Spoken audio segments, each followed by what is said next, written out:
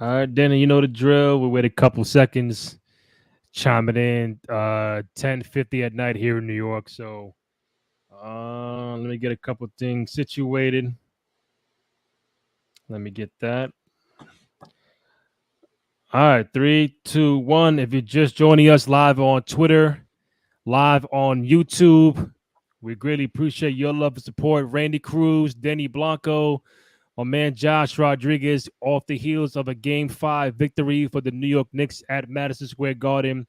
A 30-point victory, 121-91 over Indiana, trying to close out the series in 6 games. I think on Friday, right? That's game 6 Friday, right? Yeah. Um, Listen, man, I'm gonna do some more tweets over here, but Denny, take it away. Knicks up 3-2 in the series. 30-point victory led by Jalen Brunson with 44 points. The guy just that guy never stops scoring, bro. That is fucking amazing. Shout out to Baca Pages with the shirt. Yes. Nova Boys, Josh Hart, DiVincenzo, Brunson right here in the bottom. Denny Blanco will take it away. Oh, by the way, anybody who's watching live, any questions, comments, hit us up in the chat. Knicks fan, Pacers fan, whatever. We got some Caitlin Clark WNBA debut tonight. Other stuff. So hit us the chat, Twitter, YouTube. Let us know. Ladies and gentlemen, boys and girls, the New York Knicks, the Cats, meow meow meow meow, the Cats. Okay, the Villanova boys, man. Listen, I don't know Himothy. I call him Jalen Brunson. I don't know how much more I can praise him this season and beyond. Highly underpaid, if you ask me. This game, shout out to Isaiah Hartenstein, just doing everything he can. 17 rebounds, that's incredible. And Burks coming off the bench. They're shorthanded, but I know our guest Josh had a lot to say about Indiana, so I don't even want to waste time with any soliloquy on my end. I just want to get to Josh and getting a better understanding of how you feel about the Indiana Pacers in this loss this game going forward. All right, so just to keep it a buck, we were talking beforehand, and the Pacers, I said they suck. They don't suck. What I will say is that they're a bottom-tier playoff team. Let's just be honest here. They played a Milwaukee Bucks team that was missing Giannis, missing Dame for a large part of the series. So Chris Middleton's basically playing on one leg. Like, for me, watching this game was so cathartic because, you know, the Knicks get blown out in game 4, and it's just like, damn, man, like, we don't have OG, we don't have Mitch, we don't have Julius, we don't have Bogey. If we were just at full strength, man, this series would be over in 5. And to see them come back home, to see them blow the doors off the Pacers in 5, all I could think was like, this is what should be happening. Like, this is what y'all deserve in Indiana. You don't deserve an Eastern Conference Finals team. You just don't, because you're not at that level. You ain't on the Knicks level. You're not on the Bucks level. You all are literally taking a one-way ticket to the Eastern Conference Finals with all these injuries. And it was just, as a basketball fan, maybe more so as a Knicks fan, it was just a really frustrating thing to come to terms with, being tied 2-2 with a team where I thought that if healthy, or even with just OG, this series is going 5 max. I had the Knicks winning in 5 in this series. That was my pick to start the series. And Mitch goes down, then OG goes out, Jalen gets hurt, and all of a sudden we have a series against a team that shouldn't even be in the second round to begin with. So for me, you know, the Knicks win by 30 today. I'm happy that it happened. The series is not over by any means. I'm not proclaiming this series to be over. I could totally see Indiana winning game 6, but it's still one of those things where it's just like, it's insanely frustrating to be missing half of your damn rotation, and to have all these comments on Twitter and have all these analysts talking about the Knicks as if they're not missing half of their goddamn team. They're missing half of their team, and they're still blowing teams out in the playoffs by 30 points. If you win by 30 points in the playoffs in the second round, missing half of your team, what does that say about your team? This team's remarkable, bro. It's one of the most fun rides I've had as a Knicks fan, obviously, because we haven't had much to root for in the past 25 years. But it makes me sad on one hand, because I really do think they'd be winning the East if they were healthy. But it's also like, it's just fun to see, man. I just really hope they get past Indy, because Indy doesn't deserve to go next. I'm sorry, they don't deserve to be an Eastern Conference Finals team. They don't. Randy, I don't know what to send you New York Knicks fans, because I mean, you're obviously going to be excited about tonight, but you guys need a lot of healing factor. I don't know if I need to send you guys what Wolverines healing factor. I don't know That'd if be nice. we need to send you mutants, turn you guys into mutants, but you guys are one man. God bless, one injury away. I mean, it's tough. I don't know if Come you on, have. don't do that. No, Don't do no, that. no, no Don't do jinxing, that. no jinxing, no jinxing. We're missing half of our team. That's what I'm saying. No jinxing, no jinxing. I'm trying to understand. Do you think you have enough to finish these guys off? Because you know what's coming the next round. If you actually solve this problem, Randy. That's all I'm asking. I apologize. Is that for me or Josh to answer? No, I was throwing that to you because your shirt and all that. The Nova boys, the Cat boys. I just wanted to just make sure I want to feel the temperature. Feel the temperature of you. Did you see Dante getting Miles turning face like yo bro? What's up? Love it. Love it. You want to scrap? Like he's from Bensonhurst, bro. No, but to answer your question, bro, listen, I'm not trying to be like in the moment, but I think this team, the last 2 days, it's been a lot about does Tom Thibodeau play his team too much, too many minutes, war of attrition, everybody's getting hurt. He's the one coach players don't want to play for. But I think what helped out this Knicks team and getting blown out by Indiana in game 4, and then them just sitting there, getting some rest, just taking everything in and hearing all the murmur like, oh, it's over, it's a wrap, they overblown. Indiana got their numbers, the Garden, game 5, the pressure's on them. And I really think they had a point of attack like, yo, we're going to prove everybody wrong. We got 7, 8, 9 guys. We don't have Randall, Mitchell, Bogey, OG Anunoby. And we still going to go out there and fucking prove you guys wrong all 48 minutes. And we have these McBrides and Achuas and Alec Burks. We were saying, Denny, we were saying play Alec Burke in the first round against Philly. Yeah. Before OG got hurt. And now you put him in this Indiana series, a major factor, scoring, some defense, ball handling, giving these guys some time to rest on the bench. And the biggest thing to me today, I'm gonna shout out a few people. You mentioned to start McBride, even back in Philadelphia series when Dante wasn't doing well. McBride coming in and holding Halliburton to nine shot attempts. Halliburton was going fucking crazy in games 3 and 4 in Indiana. He came and get 10 shots off here in game 5, and large part due to McBride. Shout out to Isaiah Hartenstein. My man can get every fucking offensive rebound. If it's up there, he's like Josh Hart. If it's up there, I'm gonna grab it. Right? So his intensity all game. And listen, Brunson is the reoccurring theme here, but that's the engine. That's the motor. That's the guy in New York. 44 points, bro. 44. Like the most 40 plus point games in the playoffs since Bernard King. It goes on and on, bro. So today was a more conglomerate team effort in game 5. We'll see what happens in game 6, but this right here, this 30-point victory right here says a lot. Josh, there are a couple of ways you get injured, right? You get injured sometimes at fluke injuries. Yeah. You step on someone's ankle, something pops, when you're not even doing too much, you're not doing an exercise, if you will. And then you have injuries where you play hard. Guess what, guys? Guess what? Everybody on the Knicks, when they got injured, it was a play hard injury. Randall going to the hole, undercut.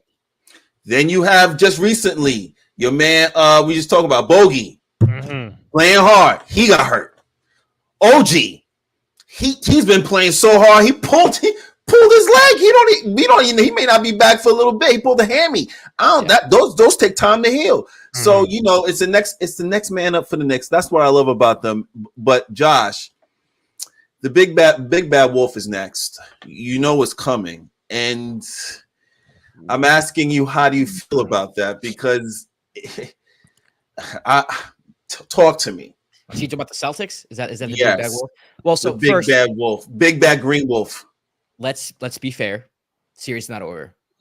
Series not over. Indy's very tough to beat in Indiana. That's a fact. That's a fact. The Knicks are still shorthanded. The Knicks are still missing half the rotation. So hypothetically, the Knicks move on and face the Celtics. Yeah, man. It's one of those things where it's if we don't have OG, I don't think the Knicks have a shot at winning that series. I think they absolutely need OG and Anunoby to win that series. Even with OG and Anunoby, it's still going to be an uphill battle, and they'll still be underdogs. You know, do you think they need OG for this series to finish this series out? Do you think they need OG? I think they actually may need OG. I mean, I would be more comfortable if they had OG for sure. I could totally see I could see a scenario where they goes back to Indiana and they win. Indiana wins by like 12 points, and then we have a game 7 in the Garden, and you never know what happens. That's why I'm very, upfront of being like, this series is still, it's not over yet. Like anything could happen right here. So yeah, they might need the OG this series, but they definitely need OG against Boston, and then those things too, where Boston's been the best team in the league all year, record-wise at least. So you need your OGs, you need your Mitch, you need Bogey, you need Julius. And, I'm a very optimistic Knicks fan, but I'm also a very realistic Knicks fan. And I don't think there's a scenario where I can see the Knicks beating the Celtics without most of their guys. It's just one of those things where it's like, yeah, you're Cinderella, but then midnight comes around and, you turn back to who you really are or what you are right now. And the unfortunate reality is that the Celtics are better than the Knicks as constituted, especially with, who the Knicks have healthy, unfortunately. So, yeah, bro, I'm looking outside of the Garden right now. Game 5, like Josh would say, the vibes are immaculate right now. And Josh, you were there for what? Game 1 or 2? Games 1 and 2 of the Philly series. So talk to me. Tell me, what's the vibe like when you get outside? 7th Avenue shut down. You can't move.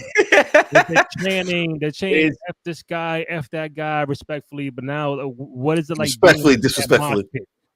I mean, it was dope, man. The vibes are immaculate, obviously, when you have to make the playoff game. Everyone's in a good mood. I mean, half of it is like, hey, let's go crazy, have a good time. We're amped. But then the other half is like people trying to go viral. Yeah, And you kind of want to stay away from that. I'm somebody, I have my opinions, but I don't want to be caught on camera saying fuck Embiid, fuck Trae Young. I work with athletes. I can't be like exactly like saying that type of shit. So yeah, it's fun, man. I mean, everyone was wearing Knicks jerseys, Knicks gear, like.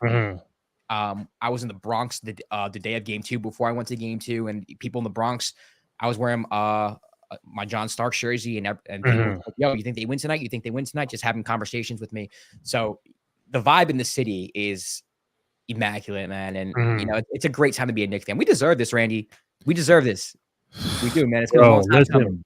We are one game away from the Eastern Conference Finals, the first time in 24 years we made a conference finals. 2000, bro. I was in high school, so that's a fucking long time ago. A lot of coaches, GMs, basketball operations people, draft picks, signees. I'm like, yo, this is crazy.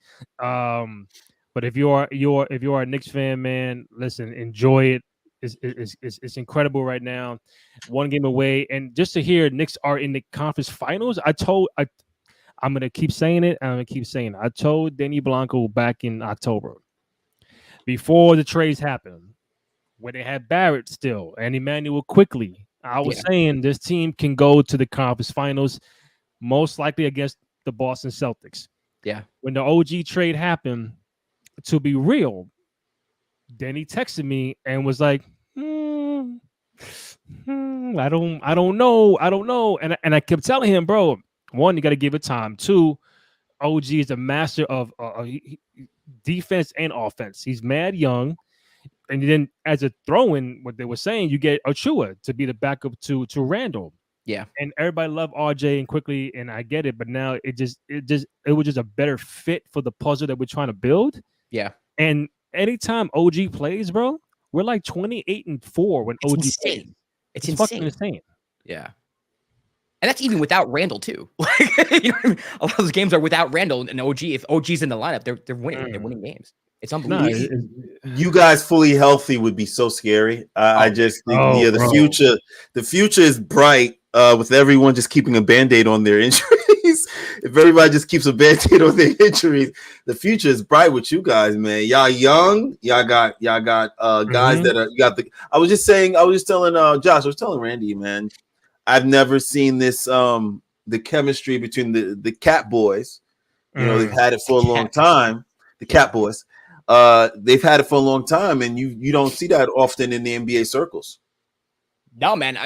When have you seen 3 college teammates ever like on the same team? Nonetheless, teammates who've won a national championship together. So it's not even like they have chemistry, but like it was chemistry, and it was just like, oh, the chemistry of the Siena Saints or Manhattan College Jaspers. It really wouldn't freaking matter, right? But like this is a college that won they won the national championship together. So the pedigree continues, man. And it's funny because sometimes all you need to do is play with your best friends, right? Like people who know you. Look at Dante DiVincenzo. I love Dante. I knew he'd be good, but I didn't think he'd be this good. I mean, Dante. Neither did I. We were talking about getting Donovan Mitchell. I was a huge Quentin Grimes fan, like huge Quentin Grimes truth. Like, yo, he might be the 2 guard of the future. And Dante comes in, he's like, yo, I can't imagine a better fit with Jalen Brunson than Dante DiVincenzo. I mean, at this point, it's like, why are we even like thinking about getting another 2 guard? Like, this is our 2 guard for the rest of the Brunson era. Why not? He's surprisingly. I mean, forget the offense. Obviously shoots very well, but I'm shocked at his defense being able to defend almost 1 through 4, depending on the team. I'm like, really? You really got that, Dante? Okay. Yeah. And then obviously Josh Hart playing undersized. You know what? He's going to give you a double at 6'2". Always, bro. At 6'2", he's giving you a double. Come on, man. Come on, Randy. Talk to me, Randy. Again, if you're watching live on Twitter or on YouTube, hit us up in the chat, youtube.com/Cruise Control Podcast. Denny Blanco, Josh Rodriguez, Randy Cruz.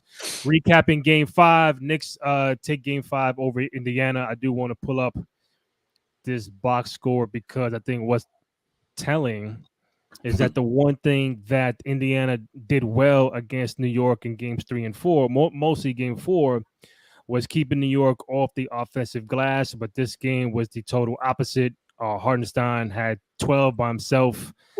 They just got out rebounded Indiana against New York, and that was the most telling part. Obviously, Halliburton getting 9 shot attempts. Miles Turner was a little effective in the third quarter.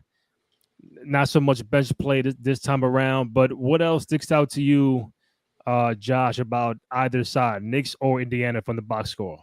I mean, you hit it right on the head. I think it was the Hartenstein offensive rebounding performance. I mean, that's unbelievable. I think he tied Charles Oakley for a franchise record for most offensive rebounds in the playoffs. Wow. And anytime you're getting extra possessions, this Knicks team is going to be very difficult to beat, especially when they're shooting the way they were shooting today. To me, he was the most important player of the game. To me, he was the player of the game. I think him and Deuce, and Jalen, obviously. I feel like Jalen's a given. But when Hartenstein's rebounding that way, when he's tough, when he's controlling the paint, this team is so hard to beat. And that's a good indicator of like how the Knicks are going to do in that particular game. When Josh's offensive rebounding, when Hartenstein's offensive rebounding, that's pretty much a good indicator that the Knicks are going to win the game. And they totally dominated the boards today. And to me, that was the biggest factor for sure. Because let's not forget, like the Pacers got off to an early lead this game. It wasn't like a door-to-door blowout. The Pacers are winning early in the first quarter. There's a little nervousness in the Garden, and the Knicks, they stayed with it because they were getting extra possessions, and then they started getting going. So, who knows how this game goes if they don't do that. These guys also too are taking advantage of some terrible non-boxing out, ladies and gentlemen, boys and girls. You watch some of these replays of Josh Hart diving in for these rebounds. His man is just looking over here somewhere. It's like, woo-hoo, woo-hoo. Almost every single time. It's just like Josh Hart's man doesn't find him. He just dives right in. Hartenstein's more of a position situation where the ball goes up. He's just getting into position in front of his player and then moving his player back. As opposed to the player thinking, initially trying to get position. He's just looking at the ball, which is not what you're supposed to do. You're supposed to get position first, then look for the ball. And that's what Isaiah Hartenstein is doing. You always have an opportunity to win games if you have a guy like Isaiah or Josh Hart on your team. These type of role players that'll get you extra possessions every single time. How many shots does Jalen Brunson or Dante get? 3-point shots they get from a inside rebound in the paint when it's kicked out. A lot. No, you're right. No, you're right about that. I'm looking over here like, I mean, Deuce becoming a factor in this game. Look, bro, not one person in the minus. Everybody's a plus. Dante, Josh, everybody. Like, we look at Indiana. Everybody in the negative. I'm like, damn. Like, holy shit. Tyrese is quiet today, man. Yeah. He just turns it. Sometimes he turns it on. Sometimes turns it off. And let me tell you something. There are times where he's giving up layups for passes. I'm like, what are you doing? Yeah, yeah. You're talking about that at the end, yeah. Multiple times. There's multiple times where he's already got an angle on his player. He's already in the paint, in the air. All it's going to take is just an attempt at the rim, and he's kicking it out. I'm like, for why? Look at the score. You need points. But it's Josh. It pains me. I don't want to go on a rant about these NBA players and this drive and kick to three as opposed to laying it up. It makes me angry, Randy. Me too, man. I'm with you on this. It makes me so angry before I spaz out. Yeah, before I even go on a tangent. Randy, save me, please. No, I would say repeat that because I'm trying to find something else. But why are you so mad again? About what? Who? What? Oh, I'm mad because of the type of play that's going on in the NBA. Because your Tyrese Halliburton drives in, and instead of going at the rim and laying it up, kick out for attacking the rim, he's kicking it out for threes. This is what their brains are being taught, and I'm just like, obviously. Oh, we mentioned earlier, Josh. If we look at the box score for the Knicks, your man scored 44. Your man Himothy. Your man Himothy. Yeah. Your man Himothy. Your man Himothy scored 44. He only made 2 3-pointers. Yeah. Do you know what that means, Josh? And he didn't get to the line a lot either. And he didn't get to the line a lot. 6 free throws at the free throw line. Yeah. Do you know what that means, Josh? Killing him. That's what it means. Working him. Everything inside the paint. Okay, that's what it means. The foot is okay. Well, no, you know what? And Josh, you know what? I don't think it is. I think 100%. As quiet as kept. Yeah. Randy, Josh, quiet as kept. NBA whisper, baby. It's quiet as kept. I'm gonna tell you. 75%, possibly 70%. He's not even healthy. He's giving you 44. He looked better today, though. He looks. Oh no. Yeah, like obviously you look good when you're dropping 44. So it's easy for him to be like, hey, he looked good. But he looked a little healthier today. Healthier, but definitely moving slower. He's not 100%. God bless Nesmith, Nimhart, and McConnell. You're getting a one-legged hurt. First team all NBA player. This is what you're getting right now. Imagine if he was healthy. Shame on you. All right, hold on. Let me see what we got here. Some 7th Avenue stuff going on. What we got? ESPN New York. Oh, let me see this.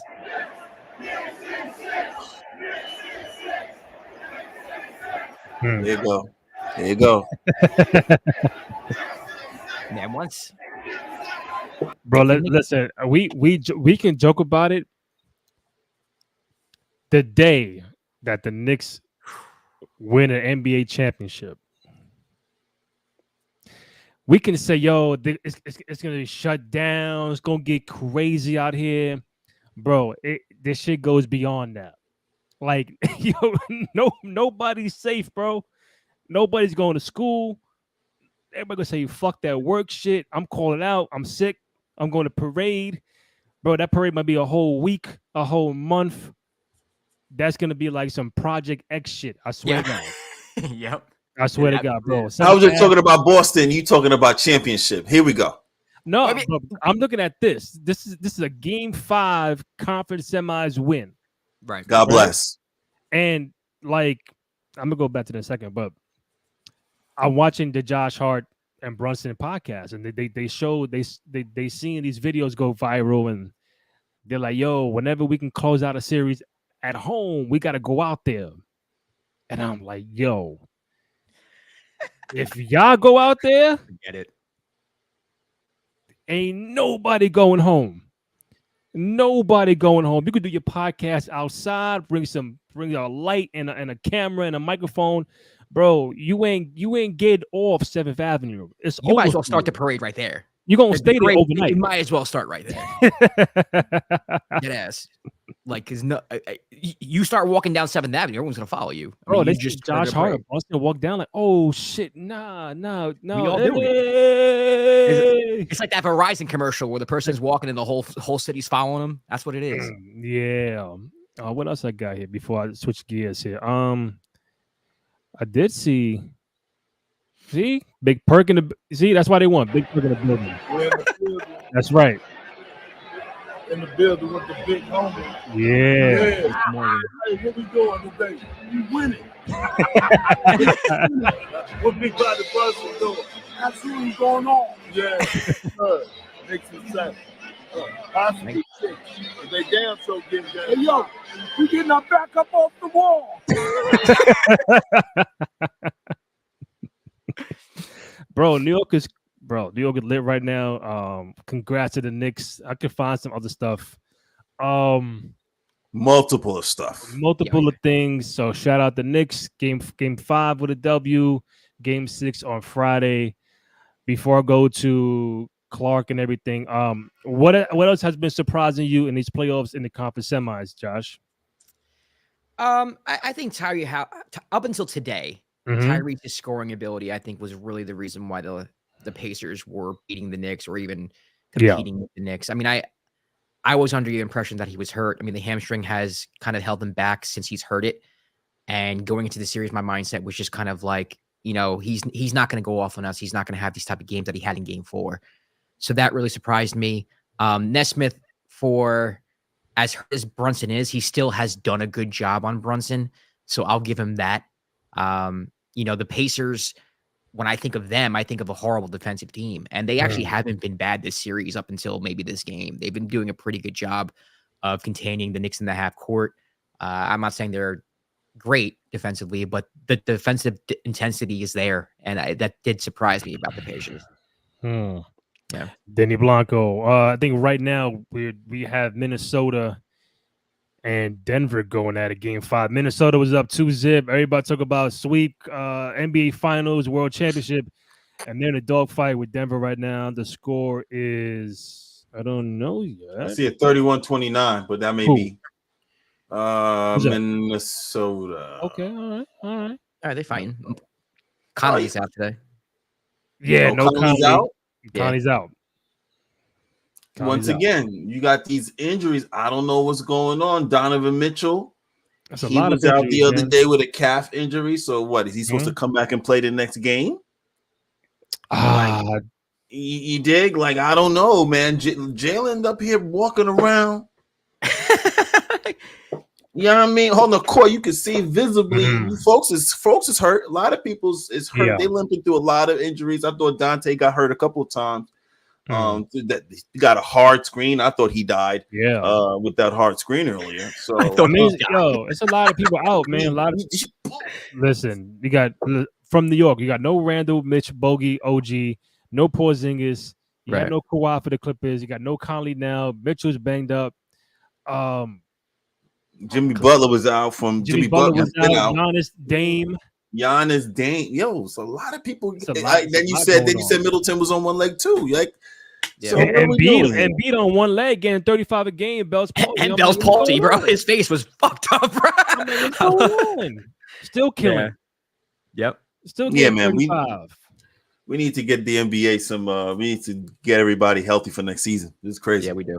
Come on, what's going on? Did y'all see Keelan Clark's debut today? I saw highlight. I mean, I was watching the Knicks game. Of course, I tuned in. I tuned in before because I wanted to catch a couple. And she was on the bench with foul trouble. I was like, damn.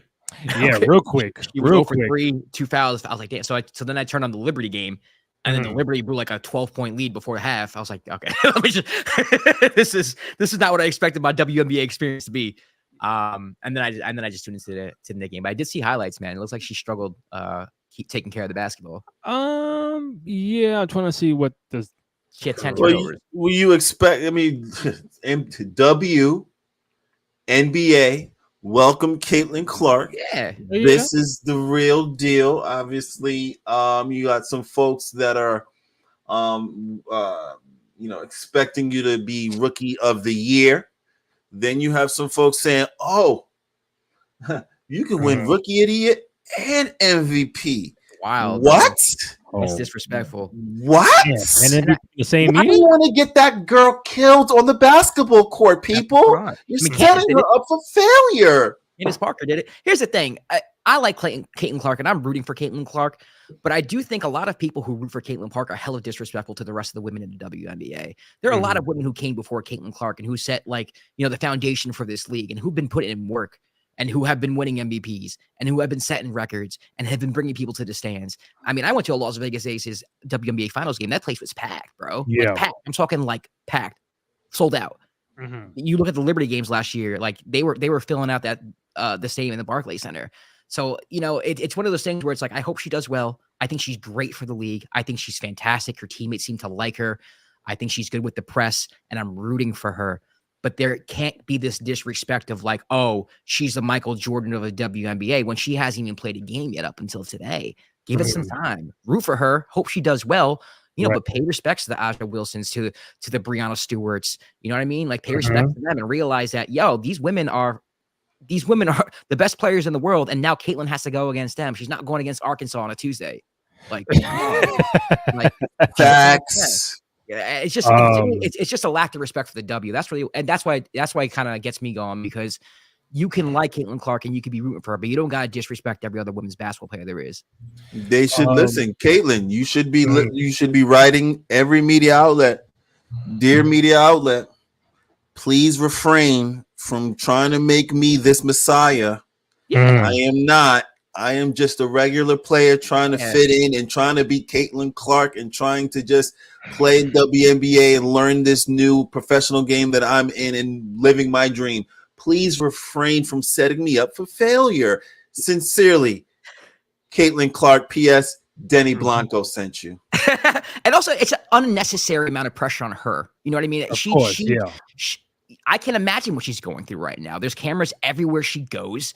There's this like weight of the world on your shoulders to save the WNBA, as if it needs saving to begin with, when it doesn't, because it's been growing the past 3 or 4 years. So I feel bad for her too, and it's nothing personal against Caitlin. I'm rooting for her. I hope she does well. I just wish the narrative would change, where it's like she's adding to the WNBA. She's not the WNBA itself. Right. Caitlin Clark is, also too, with great power comes great responsibility. And Caitlin, at the end of the day, baby girl, do what you can to lift everything. So if there happens to be now private jets for these beautiful ladies to go from town to town to compete against each other, then by all means, you use your power to change things. That's what you do, and everyone will appreciate you for it. So in her debut, she had 20 points, 10 turnovers, 3 assists, 2 steals in 32 minutes for the game. So, I mean, you kind of figured, debut, and it's going to be rusty, and they lost by 21. It's going to be that kind of year for her. Do I see MVP? Not this year. Rookie of the year, more likely. But then Angel Reese, we can't forget about her. So she's in a very good spot with Teaspoon being the coach, and Chicago's like, listen, that's going to be a tough team, a tough foul. But to Josh's point, they're coming in as like, you don't want to pinpoint them as saviors, because they're already adding to Kelsey Plum and AJ Wilson and Breanna Stewart and Sabrina Ionescu. Like, you have these powerhouses here already that have been doing it for quite some time. You're adding the next generation to what you got going on. So when you see the charter jets and this and that, like, now she got her own shoe deal, and it raised a red flag. Like, damn, like, how come she got a shoe deal and AJ Wilson's a 2-time MVP champion? She ain't got shit yet, but that's in the works. But it's like, it makes people think she's coming in right away and she's the darling and she's a savior. Yeah. But what about the people who've been busting their ass that I can't get a shoe deal? I can't be in that conversation. But lo and behold, AJ does have a shoe coming out, so congrats to her. So it's like those kind of things makes you think about what's gonna go on this season. Michael Jordan, listen, you guys, the GOAT, right? The GOAT. Okay. Thank you. The That's goal. right. That's right. Yeah, you can't put these kind of pressures on. I mentioned Jordan because it was a lot of pressure for him coming into the league and Mhm. trying to take it was a collaborative effort with Bird and Magic and actually raising the whole entire league. So that's what she's going to do with the actual WNBA, and it's a lot of pressure applied. Hopefully, they just leave her alone, and she just focuses on her game pretty Yeah, much. I hope she does well. She'll be fine. Yeah. She'll be fine. Nah, it should be good. Trying to see. I'm catching up on like a lot of shit over here, man. There's a lot going on. Vegas is on. Minnesota, Denver, Knicks win. Clark WNBA debut. I did see the last couple of days. Obviously, we're gonna be near the draft lottery came up. That's what it was. So that's Right. Atlanta Hawks got the first pick. I keep seeing Bronny James in the draft combine, and they're like, "Oh, is he going to be a second-round pick?" And LeBron goes to a Cavalier game, front row. Is he going to sign with the Cavaliers? Is he LA? I'm like, yo, he can go in there and go front row anytime he fucking wants, right? He's Yeah. the king. He's LeBron. You can let him rock. Not everything has to be like, ooh, like a big story behind, like Windhorse. Like, oh, why is he here? But it does for us, the fantasy book things. It does make it think like, okay, does he stay in LA? If he leaves, where does he go? How long is the contract? How long does LeBron have left in the NBA? Does he want to play with his son? Does his son want to play with him? We don't know. Will his son be a first round draft pick? Will be a second round draft pick? Who would draft him? So now he's doing well in the combine so far, but now it's like, is it relatable where wherever LeBron goes, that team might draft Bronny to kind of like keep LeBron there. So, Josh, here you go. What do you think? One, does LeBron leave LA? Yeah. If he does, two, where could he go in his final 3 years in the NBA? And what does that mean for Bronny, where a team who might have a nice second round pick might want to take a chance on him? So personally, I think LeBron stays in Los Angeles. I don't think he goes anywhere. I think he moved out here with a purpose. I think it was more than basketball. I don't think it was obviously it was to win a championship. You go to the Lakers organization who has unlimited resources. Everybody wants to play for them, so it's easy to attract stars. I think that was part of it. And he got his ring here. But I think he's also setting up his life after basketball here. He has a company, Uninterrupted. Shout out to them. I used to work for them. And he basically set up a life out here to be lived here when he's done and to raise his kids here. I just can't see a scenario where he leaves other than going to Cleveland because that is his home away from home, essentially. He has, his roots from there and he has some type of foundation there as well. So I think if he leaves, he does go to Cleveland. I don't think him going to a Cavs playoff game means that he's going to Cleveland. I just think that if he were to leave, that's where he would be. As far as Bronny's concerned, man, I don't know because to me, he's not a pro. I like him a lot. I'm rooting for him. I just don't think this is the year he should be coming out. And I hope he's not pressured to come out early because he wants to play with his dad or because of everything that's surrounding his dad and his legacy. I hope Bronny has enough self-evaluation and there's enough honest people and people who aren't yes men around Bronny to say, hey, man, I think you should stay another year. He practically had a heart attack before the season last year. That takes a lot to recover. Then you have a freshman year in college where you're kind of working your way back. None of it is really his fault. He's undersized. And I think he can use another year in college where he can build on his game and prove himself. He's very skilled. He's very talented. But, just from what I've read, from what I've seen, he's just not a pro right now. And that's okay. I think he just needs another year. And I hope he doesn't rush. I just hope he doesn't rush, becomes like a second round pick to a team that's desperate to get LeBron on their team. And then all of a sudden, when LeBron's gone, he's stuck on this team that doesn't want him anymore. And now his career's screwed. The thing I want for Bronny is for him to be drafted by a team that actually wants him and has a plan for him. And I think in order for him to do that, he has to stay in college and develop his game. Denny Blanco, what do you think? Oh, Bronny. What's wrong with college for another year? I don't understand what the downside of that is, especially now because you can just transfer anywhere that wants you. Right. So what would be wrong to go somewhere and win a championship? Why not go to UConn or go to, a team that you can get your shots off and showcase your particular skill set. I don't know if that's going this route is the wave, but I don't know if there's enough time for them to pull the plug on the actual whole entire thing and go back. I don't know if that's past the deadline, if you will. I'm sure I'll be corrected on that. But yeah, I wish he would. I wish him luck either way. If he had went back or right now trying to make an NBA team and he walk on, if you will, get the 10-day and then get a cut, get a guarantee. God bless. That's one way to do it too. There's so many ways to obviously get to the NBA. So if you want to take that route, take that route. I'm looking at the first scrimmage he had. Matter of fact, and he's supposed to be a point guard. Yeah, a couple floaters. He reminds me of Deuce. He's small. He's a small dude. Like I think he'll be fine. See, that's the thing. You want to be a Deuce, but you need a cannon to be a Deuce in the NBA. You need a cannon. True. You need that wop. If you ain't got that, you can't be no 2 at that size. Right. Bronny James, what, 6'2", 6'1"? Yeah. I mean, he played. 6'1". They got him at 6'1". He got to be a point. He got to be a point. Yeah. Yeah. You got to be a point. Yeah. Cook that boy. Woo woo. Cook that boy.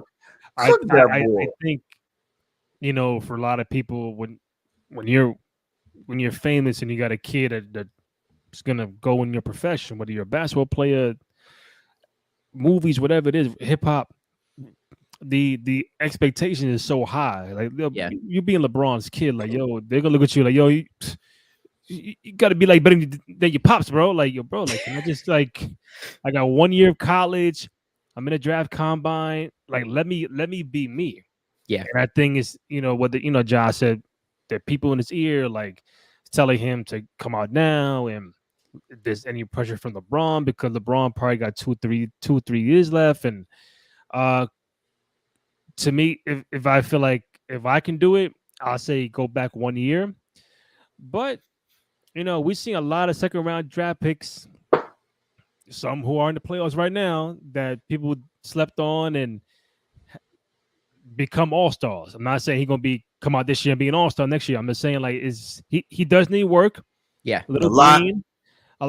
Okay, a lot of work, still green, but is he a pro right now? Like I think a team will take him. That's bottom line. I think a team will take him. Now, I don't want that team to be like, you know what? Since we got Bronny, we're gonna get LeBron. I don't think that's gonna happen. So I hope you're the Lakers. You want to keep LeBron. You want to draft Bronny. Go right ahead. But if you're like the Atlanta Hawks or like some of the team that wants him because of his skill set and what he can provide for your team right now, and needs development, then you take him. But I mean, I saw him play a couple times. I didn't see his whole college career, but I think him being out there, there's a reason why he's getting looks. So if he gets drafted, I'm not surprised. First round, I'll be surprised. Second round, I'm good. You mentioned the draft earlier. Listen, Houston got the third pick. I think Houston got. Houston got the third pick. Houston got 3. Yeah. Washington got 4, right? Houston's a couple pieces away from being very, very dangerous. They're a cup. I love me some Sengun. Obviously, Sengun. I love me Sengun, baby. Sengun gives it to me when he gets to the post. Oh my goodness, he gives me a baby Joker vibe. Give me a baby Joker vibe for sure. All the whole repertoire you need to be a great European in the NBA. And then you got obviously Brooks, and then you have the young boys, the young Jalen Green. If he gets it together and gets some consistency.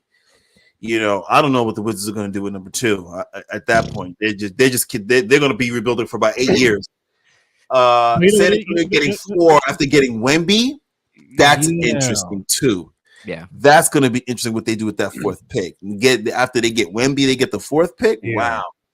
And then we've seen some drafts where it's a deep draft, and you don't know where anybody's going. We've seen the 90s, 2000s, early 2010s.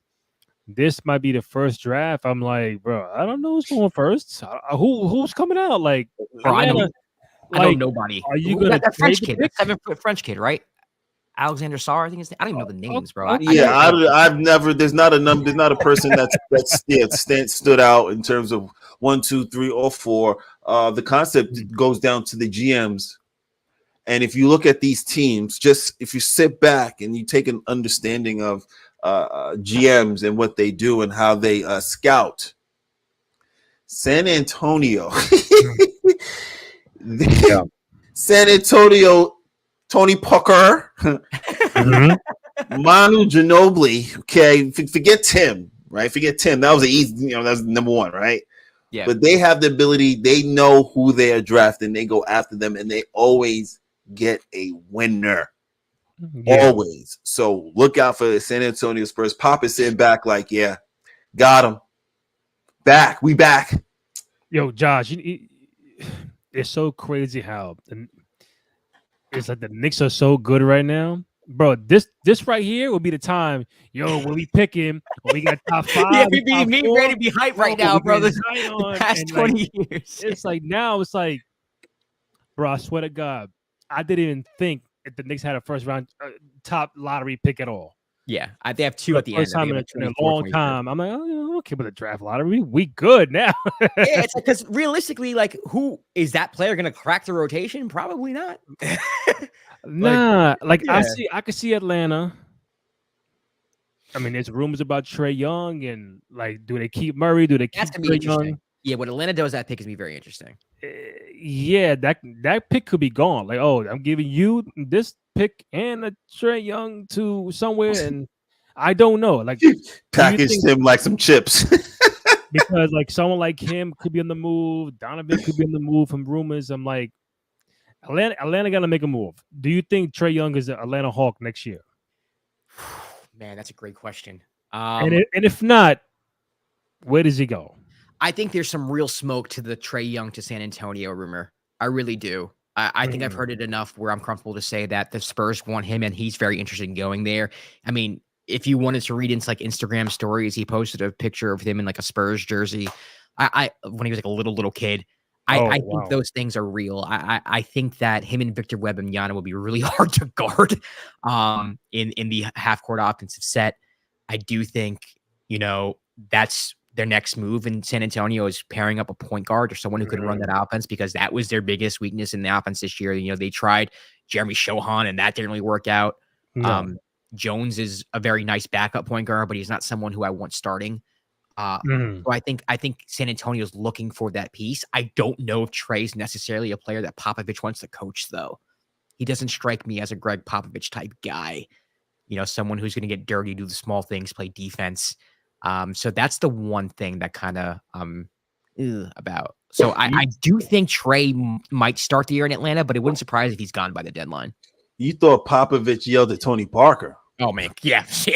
I mean, he gave Tony Parker headaches, bro. Yeah, you I can imagine. He yelled at Tony Parker. He gonna send Trae Young home crying. He gonna cry in the car. He gonna cry in the Bentley during lunch break. That's what's going to happen. Hard to guard though. That day, because you double Victor in the post and you leaving Trae. Like, come on, bro. And Trae could pass. A lot of people don't. No, he can pass, but again, the conversation about Trae, and then that's what the always conversation is. Does he make your team, or does he make his teammates better? You have to sit back and you have to. You see, Josh. You see the instant. See the instant when you ask those questions. You like, Jalen Brunson, does Jalen Brunson make his teammates better? You'd be like, yeah, he makes his teammates better. Yeah. Now, because like Jalen Brunson's in the middle of going to the Eastern Conference Finals. That was Trae 3 years ago. You know what I mean? Like, Trae's doing what Jalen pretty much did. In his like third or fourth, I don't know what year it was, but I mean, Trae has had a little bit of success. Granted, they played a little bit of an overrated Knicks team and an overrated Sixers team. He still got there, and he still leads the leagues in a sit. Like to me, I just think him as a defensive liability, you need a certain team around him, and the Hawks haven't done that. It's a very specific team you need around Trae. And honestly, what better player to have guarding the basket behind Trae Young, someone who gets beat, than Victor Wembanyama? That's the perfect player to have behind Trae Young. Hey, Josh, if If Ben Simmons would have just like Like, looked yeah, we're up having a and different made a discussion. layup, We're having a different discussion. Yeah. just like make a layup, bro. Like Oh, man, you're in the that's- conference finals. If you look up and make a layup, I cannot believe the Hawks won that You series. see, you see, if you've been paying attention, shout out to the OKC Dallas series. Mhm. If you've been Bro, paying that was- attention, that was sick. maybe it's called the Ben Simmons rules. They're giving it to Giddey. If you're paying Oh, yeah, attention, they are. they're giving it to Giddey. Shoot it. Yeah. I'm Luka surprised turned his. he's still getting burned right now, bro. Like the offense looks completely different with him. out He's on the gonna be floor. benched next game, 100%. They looked at him and said, "Shoot it." I'm not Yeah. looking at you. I'm surprised he got burned Yeah. last game. If I'm being honest, you're down 2-1, a must-win game, and he was still kind of toying with him out there. You gotta bench him. If you don't have it, don't Ben Simmons rule. If you got a person, they're gonna do a Ben Simmons rule. You're gonna have to bench him. What are we doing? Wait, what? No. Bro, I just saw it right now. I'm like, oh shit. Come on, man. Got him. Who is that? Knicks Muse? Awesome. Yeah. That's amazing. Nah, that was yeah, you're right. Left Wow. hand, Why you twisted your man? That's funny. that's I crazy. put him in a twister. Yeah, wow. That's funny. Yeah, you disrespected that man. He needs to sleep at night. Like he not. Oh, Oh Jesus. I did see a tweet. Nick Wright. So Nick Wright did put out Brunson's 5th game this postseason with 40 plus points. Here's a complete list of people who have ever had 5 or more 40-point playoff games in 1 year: LeBron, Jerry West, Michael, Bernard King, Iverson, Elgin Baylor, Rick Barry, Kareem, Akeem, Shaq, and Jalen Brunson.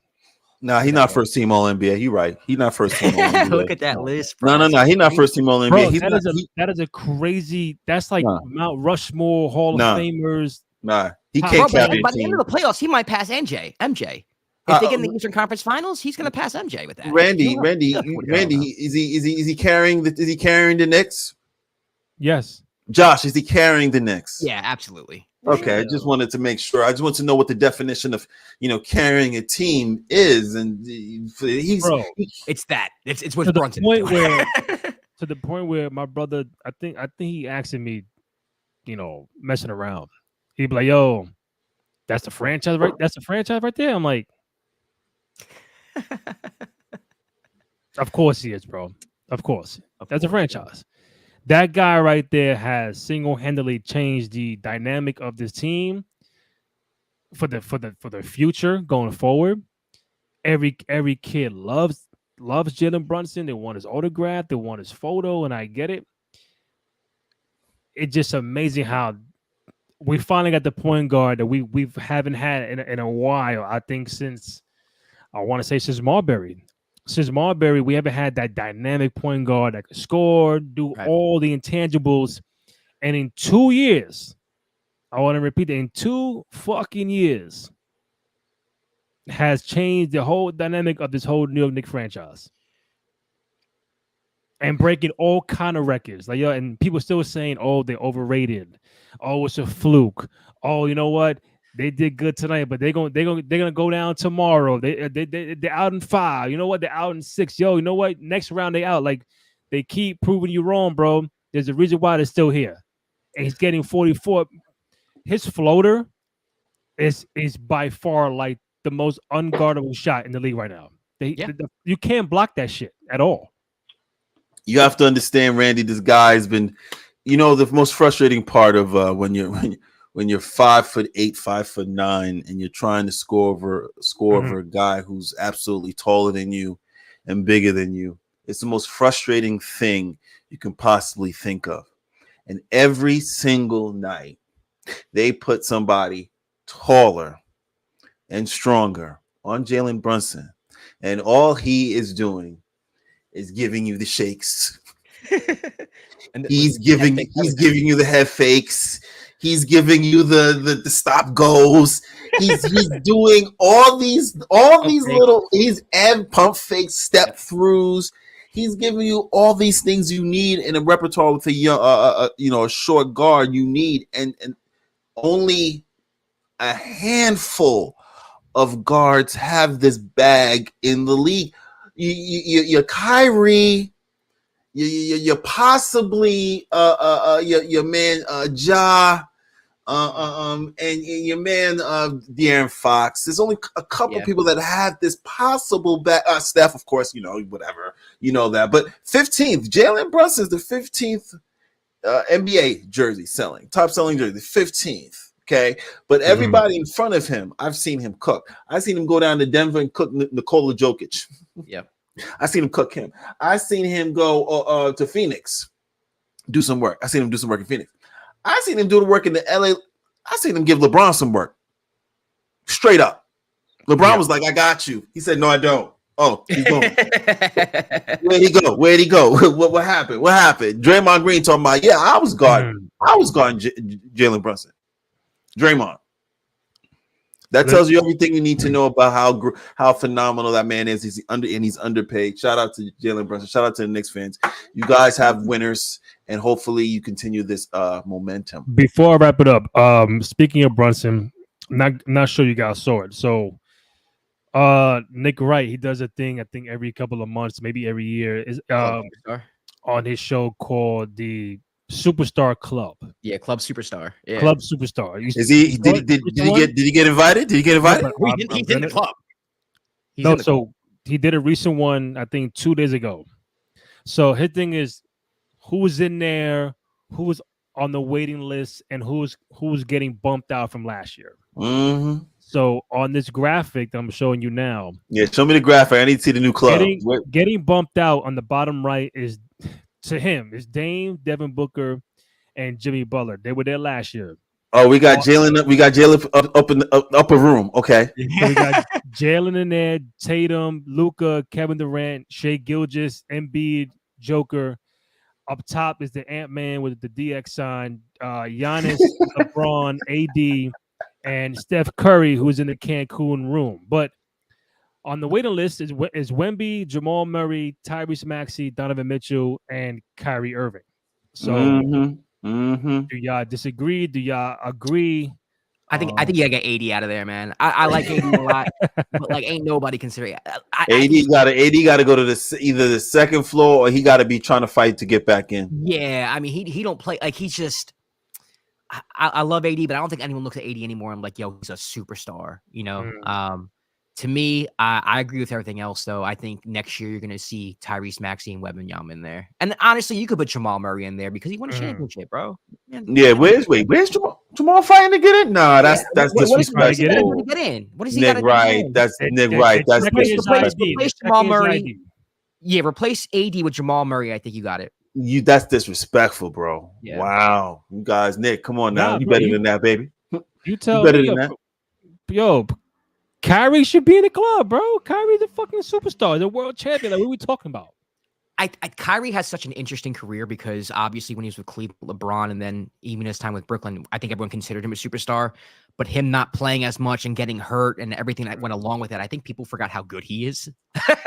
But he's been the best player for the Mavs in the whole playoffs. He's been better than Luka in this playoff run right now. And not too many people have been talking about that. It's almost as if like we collectively forgot about Kyrie. So for me, when I hear superstar, I also think about like popularity. Unfortunately, I think about popularity and buzz and things of that nature. And I don't think Kyrie has that right now. It's almost like everyone's taking him for granted. True. My last point, Josh, before I let you go, first of all, thank you for joining us. I know it's almost damn near midnight here in New York. I know we got some Knicks fans still celebrating. I'm trying to find some more videos from 7 Fave. No more. We've seen enough. We've seen enough. There's more. We don't need. No. Randy, we don't need to see any more of you guys. Well, these specific guys, not you guys, present company accepted. Oh wow. See, this is bigger than when I was there. Look at Spider-Man. Bro, what did yo? It wasn't like this when I was there. That's crazy. That's crazy, bro. Yeah. Look at Spider-Man. Yo, listen. I'm gonna say this. If I on a night like that, bro, I'm gonna say, yo, fuck it, I'm walking home. I'm walking, no train, no queue, no Uber. I say, you know what? I'm walking my ass home. That's it. That's like a half hour away right there. Oh yeah, a half hour. That's More than that, bro. I'm just saying, Yeah. like, Yeah. it ain't LA, in Jersey, like MetLife. MetLife, you go to MetLife game for Jets or Giants, that's a whole hour and a half before you get out the shit. Yeah. But you can't walk nowhere. Right. Here, I can walk. I'm out, go to the bar, get something to eat. That's I'm what I gonna love walk about home. it. I love it, bro. And Jersey Transit's right downstairs, Amtrak's right downstairs, any subway lines right downstairs. You can go. That's why I love. I love the location of MSG. Yeah. For real, my last point, I want to, because this probably a topic that's gonna be brought up, for the next until it's official. But I did see, somebody I follow. Oops, I clicked the wrong button. No, I want to share this. There you go. I mean, it ain't that big, but he said, anybody want to help me raise $2.8 billion for TNT to keep the NBA and most importantly inside the NBA. So I know it's a lot going on with where the NBA is gonna, host their games on maybe next year or the following. TNT's in the mix. I heard NBC, Amazon. I think NBC is the leader right now. So the possibility of the NBA going to NBC, keep it on ESPN, ABC, but TNT might be outbid. So Josh, talk to me. Nothing is official, but if the NBA does leave, you know what? I want you on the screen. If the NBA does leave TNT Turner, which has been on there since fucking the 80s, Yeah. is it worth getting NBA on NBC back with the whole throwback, the music, but then the other side is like, I don't get inside the NBA no more. Is it worth it? So my thing is like, why can't we get inside the NBA? Like, why can't like get picked up by Amazon? Why can't that get picked up by a streaming service? Like, why can't they find a way to have their own show during these games? I mean, I know that there's licensing that goes along with it. Obviously, you can't just like be the halftime show of a game that's being broadcasted on NBC. But I think there's a way that they could probably have that type of show and keep that going. I can't imagine a world where TNT or just like the inside the NBA crew doesn't find a way to move forward with or without the deal. Because everyone's going to miss that. I mean, that's like a staple in NBA culture. Like it is the NBA at this point. Like it doesn't feel right. And I love the NBA and NBC, and I'm actually excited about that. I kind of wish it was just kind of the ABC getting the boot, and then we had NBC and TNT. That's probably my dream scenario right there. Let's get ESPN out of there. Let's get ABC out of there. Let's just have TNT and NBC run things. That's what I'm saying, bro. Yeah. I've never been a fan of ESPN. With the NBA, ABC just didn't feel right. Obviously, I come from the wheelhouse of the 90s and NBC, TBS, TNT. TBS too, yeah. TBS used to have it. But I'm like, yo, bro, why can't we just get NBC, but get, like you said, ESPN out of here, ABC out of here, keep TNT, and we all happy. But it's like, listen, ESPN got a lot of money. That's Disney. That's Mickey Mouse right there. And they ain't going nowhere. I got ABC and ESPN Plus and all that. No. But I think NBC can offer more with Peacock, and they got NBC, and NBC Sports. I'm like, there's more to offer than just Turner, in my estimation. But it'll be a sad day if that does come to fruition. But then he talked to me inside the NBA, TNT, NBA may not be back on TNT. I don't know if it may start next year or the following. But what do you think about the possibility of the NBA going back to, I think, NBC? Well, to answer your question, to answer that guy's question, no, I'm not going to give him any money. They have we don't have $2.8 billion, bro. I'm sorry. They have enough money to go around. Them boys is paid. So for me, it is a staple. Once again, Josh is 100% right. It is a staple. They're going to figure out a way to be back on TV and still make money. These guys are just they're going to figure out a way to make it through a plethora of streaming services that they could possibly choose. That's going to throw a huge bag at them to say, please take a couple of moments out of your day to make a couple of millions of dollars to speak on the game that you love. Sure. Yeah. Just talk to my publicist. We'll get it done. Any last words, Josh, Denny Blanco? Well, Josh, Josh, please let everybody know where they can find you and all that.